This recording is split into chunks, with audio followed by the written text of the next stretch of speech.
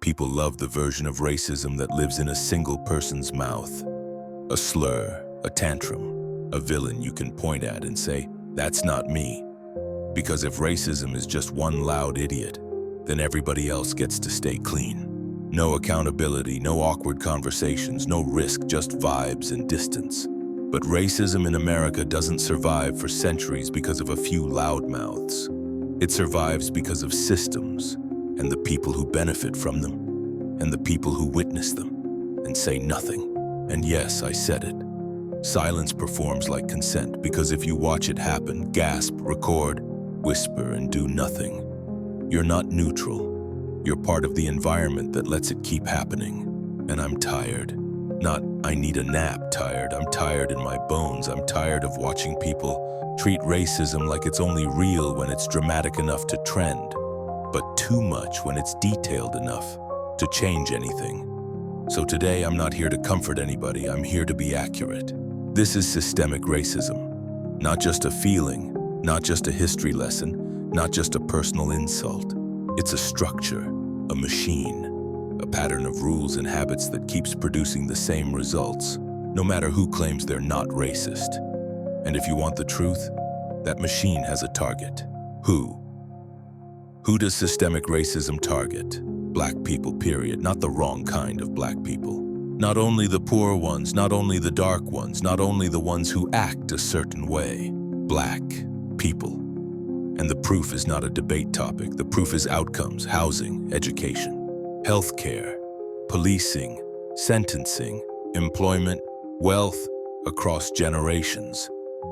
Now, who keeps it going? Not every single white person, let's be grown. But it is maintained by white supremacy as a system, and by a culture where too many white Americans can benefit from the system without ever having to name it, and can avoid confronting it without paying a price. That's why it lasts. Because the system doesn't need everyone to be hateful. It just needs enough people to be comfortable, quiet, and protected. So, what is systemic racism? Systemic racism is racism that doesn't need a hood, doesn't need a slur, doesn't need a tantrum. It's racism that can wear a suit and call itself policy.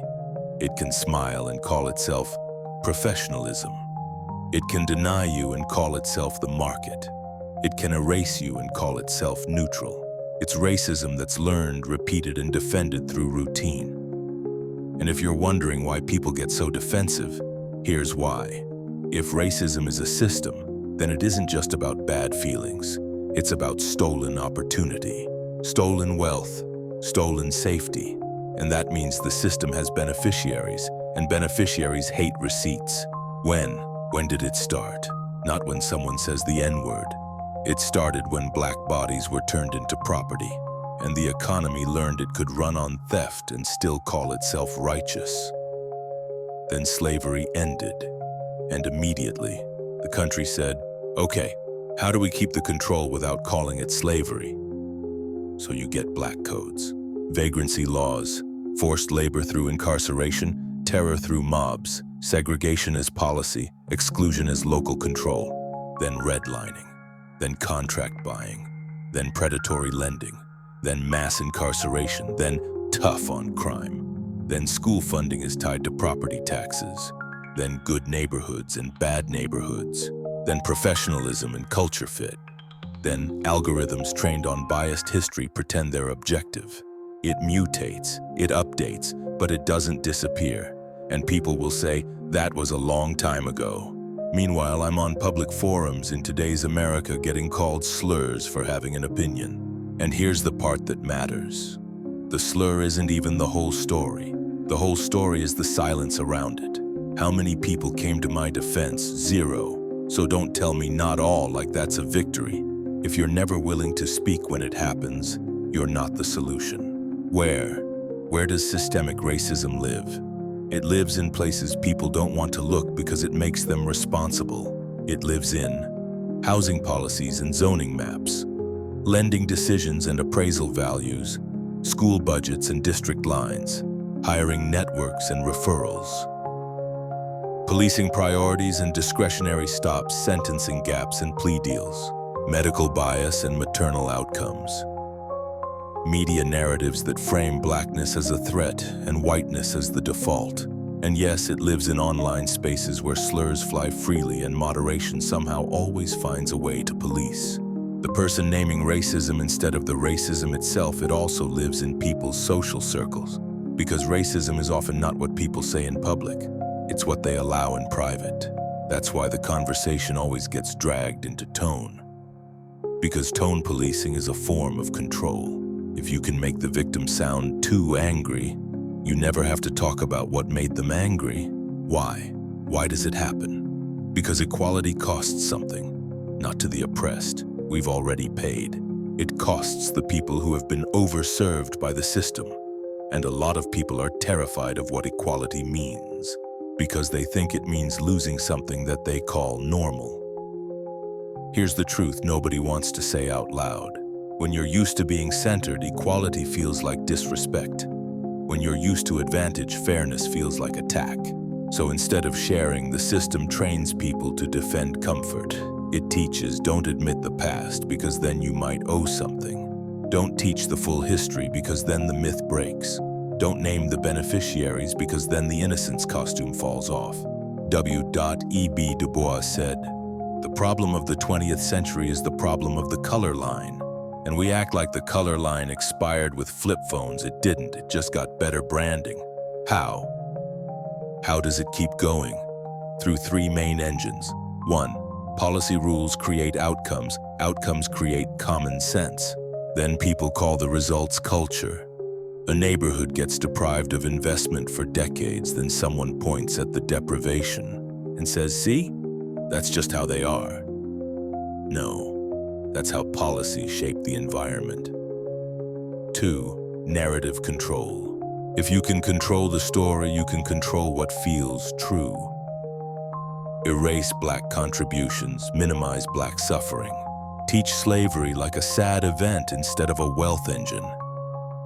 Frame civil rights like a completed mission instead of a continued fight. And if black people speak too plainly about it, label them divisive. Angry, ungrateful, radical. 3. Bystander silence. This is the part people don't want to hear. The system doesn't survive because every white person is a villain. It survives because too many people won't risk social discomfort to stop it. People will say, I don't believe in racism. Okay, but what do you do when you see it? Do you check your uncle, your coworker, your friend? Do you shut the joke down? Do you challenge the slur? Do you speak up in the room where I'm not allowed to be heard? Or do you just quietly disagree in your heart and let the harm continue? Because if you want credit for not being racist, but you never intervene, you want applause for a private thought. That is not justice. That is self-image. John Brown didn't show up with a statement. He showed up with a spine. And no, I'm not saying everyone needs to become a martyr. I'm saying, if you want this to end, you have to be willing to be disliked by the people who keep it alive. So what do we do? What do we do in a progressive society if we actually mean progress? We stop treating racism like a vibe and start treating it like a system with levers. For institutions, audit outcomes, not intentions. Change funding structures that tie education to property wealth. Reform policing and prosecution incentives, expand fair lending enforcement and appraisal accountability, protect voting access and fair representation, require transparency for algorithms and risk scores that replicate bias. For culture, teach the full history, not comfort history. Stop framing black pain as the price of everyone else's growth. Stop demanding politeness from people describing survival. For individuals, here's the part everyone skips because it's personal. If you're white and you claim you want racism to end, you have a job. Be loud in your own house. Check your friends. Correct the story. Say something when the N-word is said. Don't wait for a black person to show up and educate the room. Don't make us risk humiliation so you can keep your peace. Because that peace is not free. It's being subsidized by somebody else's pain. And if you're black watching this, feeling like none of this ever changes, I need you to hear me. You are not crazy for being exhausted. You are not wrong for being angry. You are not too much for naming reality. The system wants you to be quiet because quiet people don't demand repairs. Closing, so no. Racism is not just a villain with a slur. Racism is the crowd that watches, the policy that denies, the story that erases, the comfort that refuses accountability. And if hearing this makes you uncomfortable, congratulations. That discomfort is the smallest taste of what it feels like to live under a system that was never built for you. I'm not asking for sympathy. I'm asking for responsibility. I'm not asking to be heard politely. I'm telling the truth loudly, because silence performs like consent, and I'm done consenting.